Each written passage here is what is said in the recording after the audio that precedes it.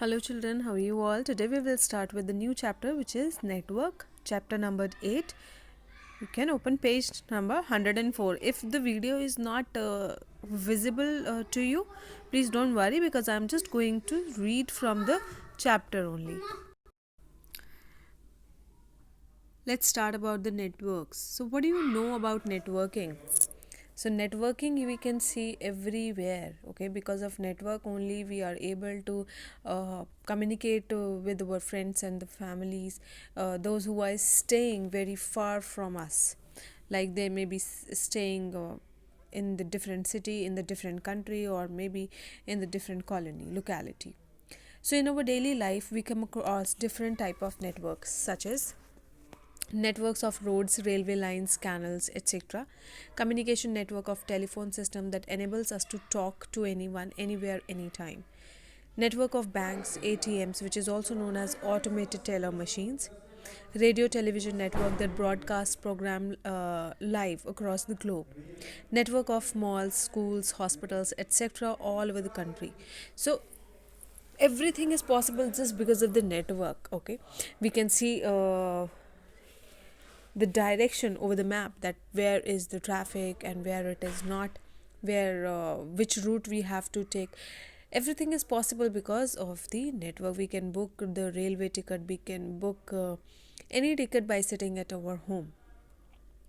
Imagine life without networking. Nobody can imagine their lives without the networking, without the internet. No phone, no radio, no television, etc. But it is unbelievable. Similarly, computer network that connect million of computers together have also become an integral part of our life these days. So computer have become a very important part of our life these days. You have extended the power of the computer beyond the expense of a room. So internet is an outcome of the cyber networks only. Let us understand the concept of the computer network in detail. Computer network and its components. So if we talk about the computer network can be defined as a group of computers and other peripheral devices. Peripheral devices are those devices which can get connected with the computer, like your printer, scanner, pen drive, or speakers. So these devices are known as the peripheral devices. A computer network can be defined as a group of computers and other peripheral devices that are linked together for the purpose of sharing data and hardware resources. For example, if one of the computer in a network has a printer attached to it, then all the computers in that network can access the printer and use it to uh, print the documents as shown in the figures, this figure which is given, figure 8.1 in your book. When computer A and B in a network can give the print command to the printer which is attached with the computer C. If you see these three computers are connected to each other with the help of a network, but only one computer is connected with the printer. What happens if the person who is sitting on computer A, if he gives a printout, that printout will automatically come on the printer which is attached with the computer C. If the person who is sitting on computer B, if he gives the printout, it will automatically come on the printer which is connected with the computer C. So that is why because that there is a network connectivity in between all the computers, right, through which we can give the print out, we can give the command to print out the papers whatever you want. Next we have is the computers in a network can communicate with each other as well as work independently. So the computers in a network, they can communicate with each other. So there are so many computers, right? If you want to talk to your friend, you want to send an email to your friend, what do? You use your computer, and your friend uses her or his computer to receive that email, to read that email. You send the email with your computer, and your friend or family, whosoever to whom you are sending to that email, Okay, if the person receives it and read it, so that is another computer. And all the computers work independently. Each computer network is called a node. So each computer with a network is called a node. So you need to underline it. It is very important. If the question comes what is a node, you need to write the answer. Each computer in a network is called a node. So one of these nodes act as a sender that transmits the information to the other nodes in the network, which is known as receivers. So suppose if there are two computers, you are sitting on one computer and your friend is sitting on another computer. Suppose you are sending an email, so you are the sender and your friend who is going to receive that email, that's a receiver computer. So these computers are linked with each other through some medium, which such as cables, telephone lines, radio waves, or infrared light beams.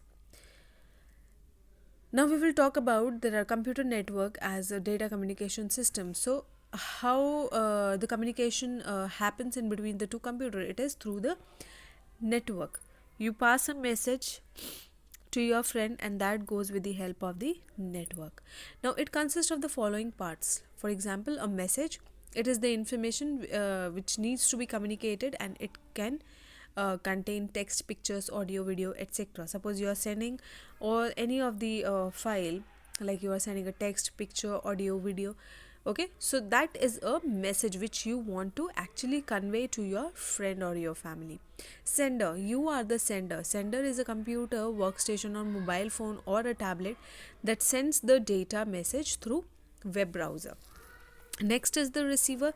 Receiver is a device that receives the data or the message, and it can be a computer, it can be a workstation, it can be a mobile phone. Okay, because we can do all most of the things which we are able to do it on the computer over your mobile phone. You can send email, you can send messages, you can send videos, audios, etc. Next is the transmission medium. It is the physical path through which the message travels from the sender to the receiver. So it is a medium through which the message travels from your end, your side, to your friend. Okay, the medium which we use to transmit the message from one location to another location, we use some types of cables which are known as twisted pair cables, coaxial cable, fiber optic cable, and radio waves, and are some of the examples of it. Next we have is a protocol. A protocol specifies the set of rules that governs the data communication. Without a protocol, the data cannot be exchanged between the two communicating devices. So if you remember, every computer has the IP address, that is the internet protocol. Okay, so every computer has a protocol. So without protocol, it is very difficult to communicate between the two devices. Okay, so I hope this one is clear to you, and we'll be discussing the next topic, which is the advantages of networking. Advantages of networking. So there are some advantages of using this networking facility. Efficient use of storage media. It is better to store a shareable application data on a network drive than to store a copy of the application on each user's storage device. It is better to have one big hard disk in a server than to have a small hard disk in a different computers. So efficient use of storage media. What the people do, they keep one big storage space on one of the computer, and that is shared in all the computers which are connected to the main computer, right? And if you suppose if you install something, if you add something in that, it is going to reflect everywhere.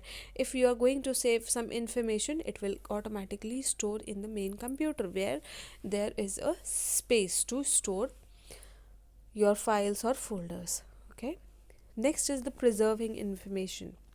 It is difficult to maintain regular backups on a number of standalone computers. When you keep backups on a central location, you have one place to look for the lost information. So with the help of the networking, you have the facility where you can take the backup of all your pictures, you can take the backup of your files, folder, the important documents of yours. And if you lost it, if you lose those documents anyhow, if your hard disk is crashed, if your system hard disk is crashed, you can get those documents back from the backup which you have already taken in the past. Next is the reduction in hardware cost. In a network, the hardware devices that are not in that are not used very often, like modems, printers, scanners, CD writers, etc., can be shared, and this reduces the cost of the hardware. How the cost of a hardware reduces? Suppose if it is a big company where so many employees are working there, right? And everybody has a computer to work on it. And what all the people are doing in the office, they are using only one printer. Instead of buying a printer for each computer, what the people are preferring, they buy a very good one printer which is connected with all the computers with the help of the networking, and whosoever gives a printout, that comes on that printer. Next is the efficiency.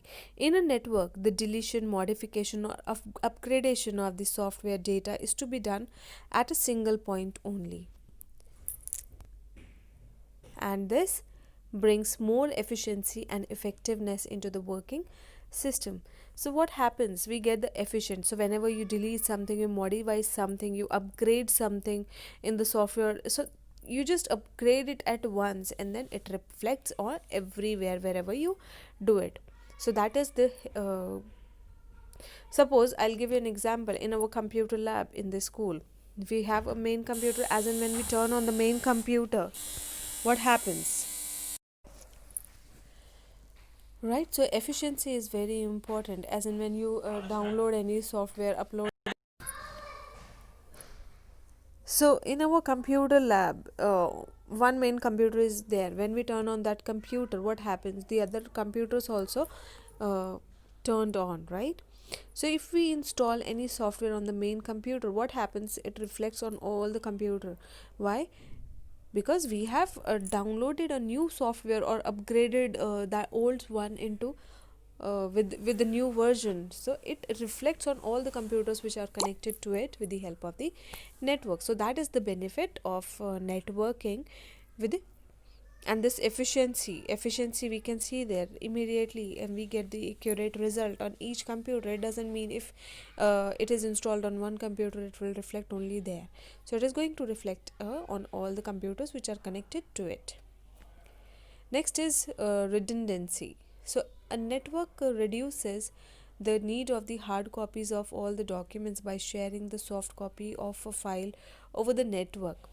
The need of the share paper copies of reports or any other information can be limited or greatly reduced. So we have the facility to reduce something, like if we share the soft copies with the people, there is no need to share the hard copies of it. So the need of the printed copy is reduced. So quickest document delivery. So it is with the help of the network, we can immediately send a message and the other person receives it then and there. If you send an email, the other person receives it. So it is very quickest document delivery.